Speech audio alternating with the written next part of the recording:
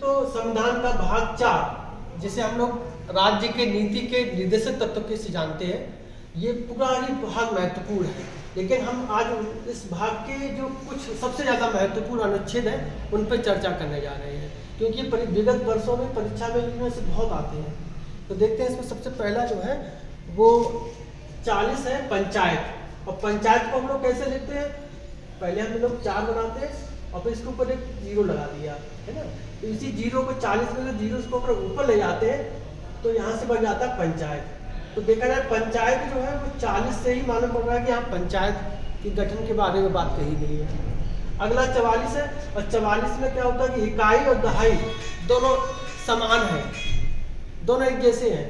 तो कह सकते हैं कि 44 में क्या है? समान नागरिक संहिता है। 44 में समान नागरिक संहिता है।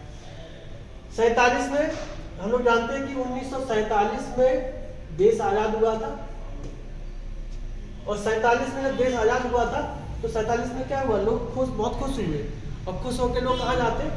खुश होकर लोग इसके यहाँ शराब पीने की ले आते हैं ना।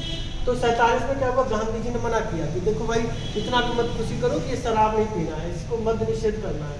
तो मद्य निषेध है वो 47 में होता है।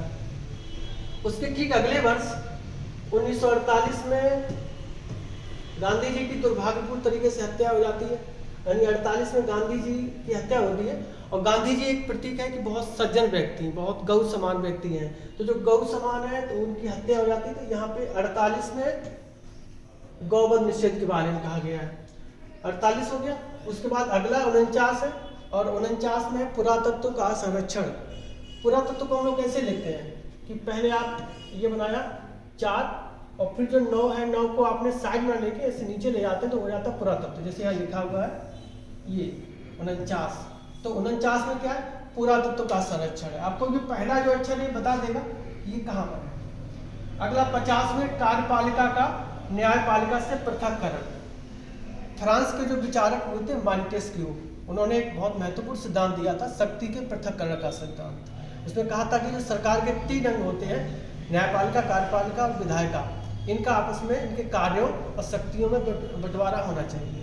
तो यही बात अपने संविधान में भी अनुच्छेद 50 में कही गई है कि कार्यपालिका का न्यायपालिका से पृथककरण। आगे 51 में अंतर्राष्ट्रीय शांति।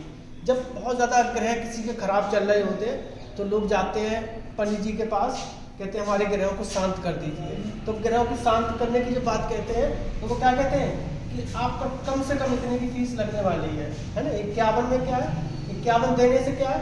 शांति हो रही है, अंतर्राष्ट्रीय शांति।